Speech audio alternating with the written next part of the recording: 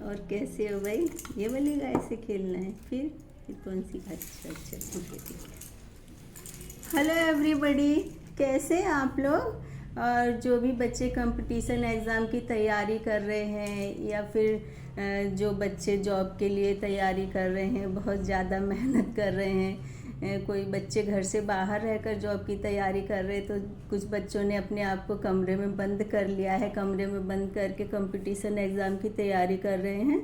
तो मैं सब बच्चों को ना अपनी तरफ से बहुत सारी गुड विशेस देती हूँ कि आप जितनी मेहनत कर रहे हैं, आप जितना आपका टाइम लग रहा है ना, तो आपको बहुत ही जल्दी सक्सेस मिल जाए।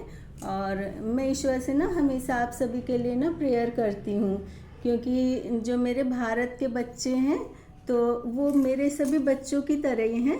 तो वो बच्चे आगे बढ़ें, तो जब बच्चे आगे बढ़ेंगे तो हमारा देश भी आगे बढ़ेगा। तो मैं आप लोगों के लिए हमेशा ईश्वर से यही प्रार्थना करूँगी कि आप जिस भी क्षेत्र में परिश्रम कर रहे हैं तो आपको सफलता अवश्य मिले।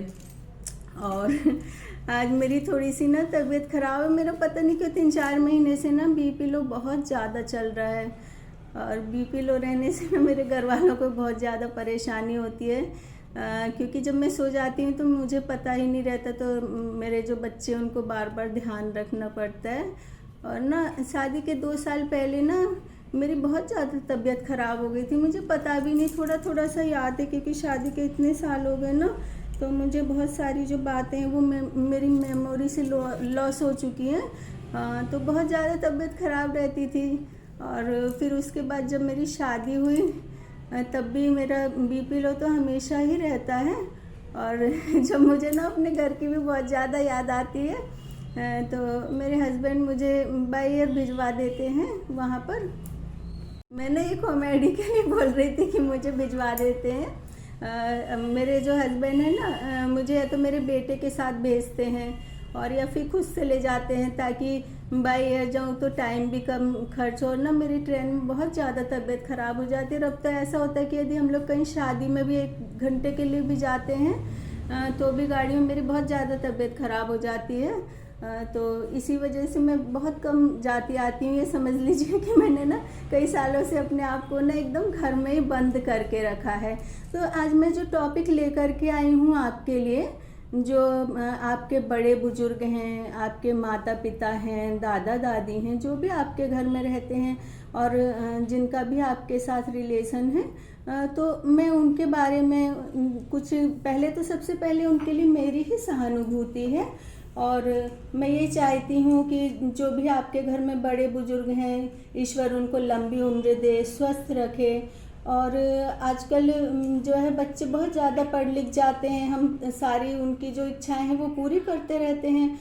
और वो बच्चे इतने आगे बढ़ जाते हैं कि वो जब सेपरेट हो जाते हैं, उनकी कहीं अलग फैमिली बन जाती है ना, तो वो पेरेंट्स को भूल जाते हैं। तो आप ये सोचिए कि जब आपका जन्म होता है, आप बहुत छोटे रहते हैं, आपके हाथ पैर बहुत ऐसे रहते कि बहुत गोद में उठा उठा कर ही आपको इधर से उधर रखना पड़ता है। और जब आप अपने पेरेंट्स के कपड़े गंदे करते हैं ना, तो वो ये कहते हैं अरे आज तो इसने मेरे कपड़े गंदे कर दिए, बहुत खुश हो जाते हैं, फ़क्र करते हैं।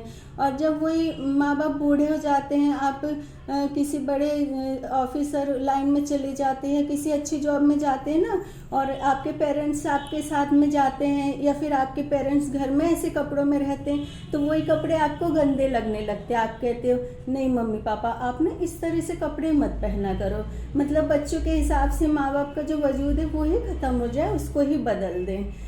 तो मैं ये कहती हूँ कि जो आपके माँ बाप है ना, वो ईश्वर के तरह होते हैं। जैसे ईश्वर का कोई रूप नहीं रहता है, उनके पहनावे का कोई ढंग नहीं रहता है, तो उसी तरह से ना माता पिता भी रहते हैं। उनका भी जो भी पहनावे का ढंग होता है ना, वो ईश्वरीय होता है, वो सादा होता है। तो इसलिए अपने माता पिता को आप उनके कपड़े और पर्सनालिटी से न जज करने की बजाय उन्हें आप अपने जन्मदाता और अपने ईश्वर की तरह जज करें। और मैं ये कहना चाहूँगी कि जैसे माता पिता बुजुर्ग हो जाते हैं तो उनके साथ ना बहुत ज़्यादा क्रूएल्टी की जाती है। कई बार तो उनके साथ में इतना बड़ा धोखा किया जाता है कि मैंने अखबार में सुना था और टीवी में भी कि कहीं हिल स्टेशन पे ले गए अपने पेरेंट्स को घुमाने के लिए कि हम ले जा रहे हैं, और वहाँ पर ही ले जा कर के छोड़ दिया, कहा कि हम अभी आ रहे हैं, और फिर कभी आए नहीं। वो अपने पेरेंट्स को भी नहीं देखने के लिए गए, और ऐसे ही कभी हॉस्पिटल में ले जाते कि हम आपका ट्रीटमेंट कराने के लिए ले जा रहे हैं, और वहाँ पर ही छोड़ कर के आ जाते हैं। तो ये आप जब अपने माता पिता के साथ में इतना बड़ा धोखा कर सकते हैं, तो आप ये सोच लीजिए कि आप किसी के लिए भी वफादार नहीं हो सकते। आज आपके बच्चे हैं, आपके बच्चे भी बड़े होंगे, तो आपको ना जो आपने अपने माता पिता को दिया है तो आप उसको लेने के लिए भी तैयार रहें। और यदि आप उसको लेने के लिए तैयार नहीं हैं तो आप जो अपना हृदय है उसको एकदम ही बदल लें। ये सोचें कि ये जो माता पिता ये हमारे ईश्वर हैं, और जब माता पिता आपके लिए इतना कर सकते हैं, जब आप छोटे होते हैं, आपके स्कूल में एडमिशन होता है, और फिर आपकी ड्रेसेस वगैरह लाते हैं, आपके कपड़े धोते हैं, मतलब ये समझ लीजिए कि एक तपस्वी का जो जीवन होता है ना, वो माता पिता का जीवन होता है। और तपस्वी का तो क्या जीवन होता है, वो तो अकेले रहते हैं, वे जंगल में रहते हैं, क्योंकि उनकी अपनी कोई जिम्मेदारी नहीं होती है। लेकिन ये जो गृहस्थ जीवन होता है ना, तपस्वी के जीवन से भी ज़्यादा मुश्किल होता है। तो आप अपने माता पिता की उस तपस्या को समझें, उन्हें किसी वृद्धाश्रम में ना छोड़ करके आए। ज़्यादातर लोग क्या करते हैं, बच्चे आजकल पढ़ लिख के कोई फॉरेन चले जाते हैं, या फिर उनकी लाइफ इतनी हाई हो जाती है कि हम जो माता पिता हैं, हम लोग तो एकदम ही सिंपल रहते हैं, तो हमारी जो हैबिट है वो उन्हें नहीं पसंद आती है। तो अपने जो माता पिता को वृद्ध आश्रम में छोड़ करके आ जाते हैं, तो आप ऐसा ना करें, क्योंकि आपके ना माता पिता को आपसे कुछ भी नहीं चाहिए होता, ना आपके ऐशो आराम चाहिए होते हैं, ना तो वो आपकी लाइफ में किसी तरह से इंटरफेयर करते हैं। यदि वो आपके साथ रहेंगे तो आपके जो छोटे छोटे बच्चे हैं उनमें भी कुछ संस्कार आएंगे, उनमें भी लाइफ में पेशेंस आएगा। और जो आपके माता पिता आपके पास रहेंगे तो यूं ही तो नहीं बैठे रहेंगे कि कहीं टीवी देख रहे हैं या घूम रहे हैं। यदि आपके पास रहेंगे तो वो आपके बच्चों को पढ़ाएंगे, आपके बच्चों का भी ध्यान रखेंगे। और यदि आप दोनों पेरेंट्स यदि जॉब करते हैं तो सिक्योरिटी के उस पर भी आपके माता पिता जो है बहुत अच्छे से घर पे रख सकते हैं। क्योंकि यदि आप अपने बच्चों को कहीं क्रैच में छोड़ते हैं, कहीं बाहर छोड़ते हैं, तो ना तो आपके बच्चे वहाँ पर सिक्योर रह सकते हैं, और क्रैच में पैसा भी बहुत ज़्यादा खर्च होता है। और दूसरी बात यह है कि जो आपके बच्चे क्रैच में रहेंगे, तो आप ये समझिए कि आप जिस घर में रहें आपका हर पल ध्यान रखा गया है, संस्कारों का भी, आपके खान पान का, आपकी शिक्षा का। तो लेकिन आपके बच्चों का कौन ध्यान रखेगा? आप भले ही पढ़ लिख करके किसी भी ऊंचे पद पर पहुंच गए हों, लेकिन यदि आप अपने बच्चों को संस्कार नहीं दे पाएंगे तो आपका इतना पढ़ना लिखना और किसी ऊंचे पद पर पहुंचना तो मुझे तो ऐसा लगता है कि बहुत ज़्यादा बढ़िया नहीं है। तो आप अपने ना माता पिता को बस ये सोचें कि आप एक ईश्वर की जो है ना सेवा कर रहे हैं, क्योंकि जो ईश्वर की सेवा होती है ना उसके लिए कोई उम्र की ज़रूरत नहीं होती। हम कहते हैं कि नहीं, हम तो जब बुजुर्ग हो जाएंगे, हमारे बच्चे की जब शादी हो जाएगी उस वक्त हम पूजा पाठ करेंगे। तो ये जो माता पिता की सेवा होती है ना, ये भी पूजा पाठ से कम नहीं होती। क्योंकि कई बार ऐसा होता है, अब मेरा बेटा है, कई बार मैं बहुत ज़्यादा थक जाती हूँ तो मुझसे काम नहीं होता है, तो मेरा बेटा आता है मुझसे पूछता है, कई बार मेरे पैर भी दबा देता है, और जैसे कोई काम होता है तो फटाफट मुझसे पूछ करके वो काम भी कर देता है। तो ये उसकी भली थोड़ी सी श्रद्धा है, लेकिन ये उसकी सेवा है। तो बच्चों को ना हमेशा अपने माता पिता का ध्यान रखनी चाहिए, क्योंकि माँ बाप ये तो नहीं कहते ना आपसे कि आप 24 घंटे उनका ध्यान रखें, लेकिन थोड़ा ना थोड़ा तो सहानुभूति जो है माता पिता को बच्चों से होती है। क्योंकि कहते ना कि माता पिता ना बच्चों से कोई ऐसी उम्मीद नहीं रखते, सिर्फ ये उम्मीद रखते हैं कि आप उनके ना बच्चे बन करके रहें, थोड़ा बहुत आप ना कष्टों में उनका सहयोग करें, और आप इस तरह से क्रूएल्टी ना दिखाएं कि आप उनको वृद्धाश्रम में छोड़ करके आ जाते हैं। आप ना वृद्धाश्रम वालों को देखिए कि आप लोगों से अच्छे हैं, क्योंकि वहाँ बुजुर्गों को ना ऐसा नहीं कि एक जगह बैठा दिया जाता है, वहाँ पर जिस साइड में भी उनका इंटरेस्ट होता है ना वो काम बुजुर्ग से कराया जाता है। जैसे कईयों को पढ़ने का शौक़ होता है, उन्हें लाइब्रेरी में ले जाएंगे, उन्हें जैसे कुछ लिखने वगैरह का शौक़ होता है तो वो भी उन्हें पूरे चांस देते हैं। और जैसे किसी को गार्डनिंग का शौक़ है और किसी को जैसे कि और भी जितने भी शौक़ होते हैं ना, तो वहाँ पर पूरे शौक़ किए जाते हैं। लेकिन मैंने ये देखा है कि कई बच्चे ऐसे होते हैं ना कि उनके माता पिता को बहुत गंभीर बीमारी हो जाती है, जैसे कि कैंसर हो जाता है, कोई भी ऐसी बीमारी हो जाती है जो लाइलाज होती है और घर में उनकी सेवा नहीं कर सकते तो भी वृद्धाश्रम में छोड़ करके उन्हें आ जाते हैं। और जब वो घर में शरीर से लाचार हैं तो जो वृद्धाश्रम में छोड़ करके आ पाते हैं तो जो माता पिता होते हैं वो अपने बच्चों से भी छूट जाते हैं और उनका विश्वास भी सारा खत्म हो जाता है। तो आप ये सोचिए कि उस कंडीशन में जो है माता पिता वृद्धाश्रम में किस तरह से रहते होंगे।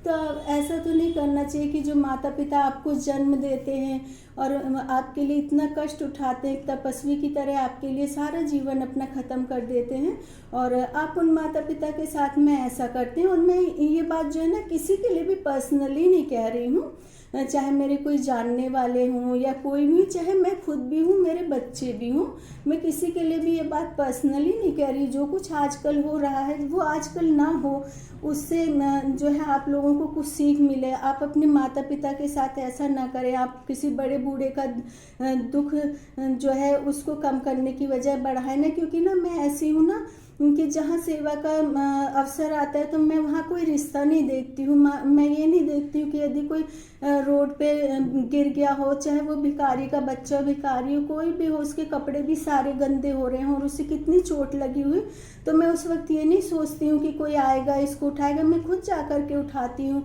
और मैं उसे एक साइड में ले जाती हूँ और उसके बाद में चाहे मेरे कपड़े गंदे हो जाए, कुछ मुझे थोड़े बहुत पैसे भी खर्च करने पड़े, तो मैं ना इस बात से भी नहीं बिल्कुल डरती, क्योंकि जो हमारा सबसे पहला धर्म होता है ना वो मानवता का होता है। क्योंकि यदि हम मानवता का धर्म अपनाएंगे ना तभी एक अच्छा समाज बनेगा।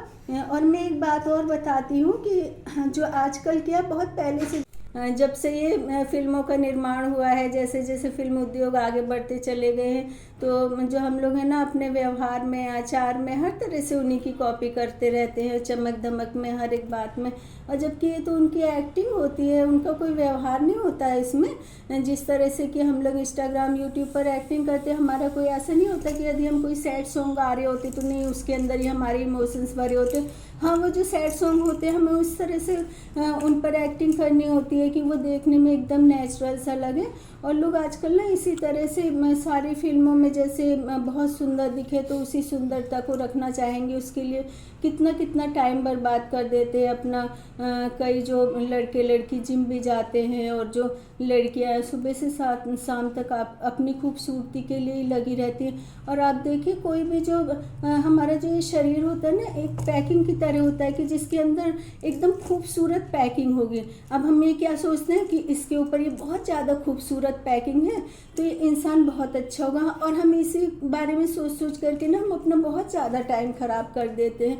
लेकिन ऐसा नहीं होता है कि आप किसी इंसान की खूबसूरती से जो है उसके नेचर को जज करें, क्योंकि मैंने ना ये बहुत पहले परखा हुआ है, मेरी रियल लाइफ से रिलेटेड है। क्योंकि जब मैं 11th क्लास में थी तो मेरे चाचा जी की शादी थी, तो बारात रीवा में गई थी और रीवा में मैं जा नहीं रही थी कि मुझे कहीं जाना नहीं, मेरी थोड़ी सी तबीयत ख़राब थी, फीवर था। लेकिन मेरी जो बुआ जी उन्होंने कहा कि नहीं तुम्हें चलना पड़ेगा, तो मैं चली गई। और वहाँ पर ना एक बहुत बड़ा महाराजा होटल था रीवा में, अब तो मुझे पता नहीं है कि नहीं है। तो वहाँ पर जब हम लोग शादी में गए तो वहाँ ना बहुत सारे शीशे लगे हुए थे और मेरे यहाँ तो एक छोटा सा शीशा था और इतने सारे शीशे देख करके मुझे बहुत अच्छा लगा। तो मैं इधर ना सारे शीशों को घूम घूम करके देखने लगी।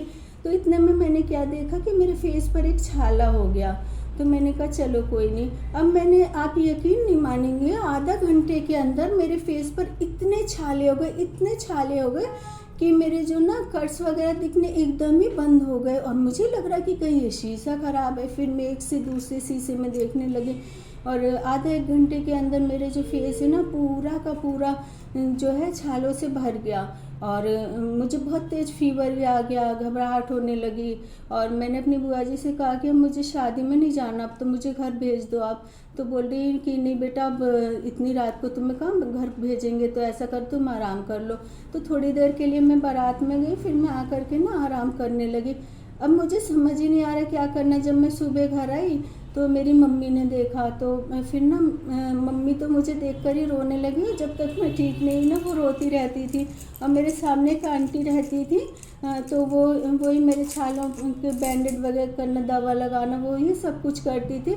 लेकिन उसके बाद क्या हुआ कि 6 महीने तक ना मेरा फेस एकदम डार्क ब्लैक हो गया, और डार्क ब्लैक होने के बाद ना सारे फेस पर स्पॉट आ गए। अब मैं कॉलेज में आ गई, मैंने एडमिशन भी करा लिया, और मुझे पता ही नहीं था कि मैं कैसी दिखती हूँ, क्योंकि मेरी उम्र कोई ऐसी नहीं थी कि मुझे कुछ पता चल जाता कि अपने बारे में मुझे कैसा दिखना चाहिए, मैं कैसी हूँ। अब जब मैं कॉलेज जाती थी, मुझे ना बच्चे मेरे पीछे पीछे ऐसे भागते थे जैसे कि कोई पागल के पीछे भागते। तो एक दिन मैंने आंटी से पूछा, तो बोल रही बेटा तुम्हारे फेस पे जो निशान है ना, तो इस वजह से तुम्हें चिढ़ाते। तो मैं ना फिर दुपट्टे से कवर करके जाने लगी।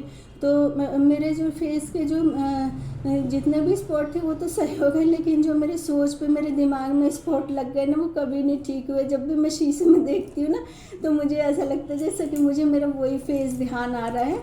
लेकिन मैं उसके बाद थकी नहीं। उसी समय जो BA फर्स्ट ईयर में थी, तो गैदरिंग में ना मुझे इतने प्राइज़ मिले कि मैं रिक्शे में लेकर के आई उन प्राइज़ को।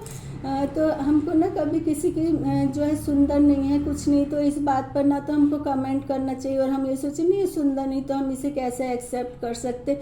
ये लाइफ होती है। यदि आप यंग एज में ये सोच कर कि कोई सुंदर है तो उसे एक्सेप्ट करेंगे, नहीं है तो उसे नहीं करेंगे, तो देखो बड़े बुजुर्ग तो सभी होते हैं। बड़े बुजुर्ग होने पर हमारा लुक कैसा हो जाएगा, हम कैसे दिखेंगे, ये मैटर नहीं करेगा, हमारा नेचर मैटर करेगा। हमने ज़िंदगी को कितना निभाया, हमने अपनी जिम्मेदारी को कितना निभाया, वो मैटर करता है।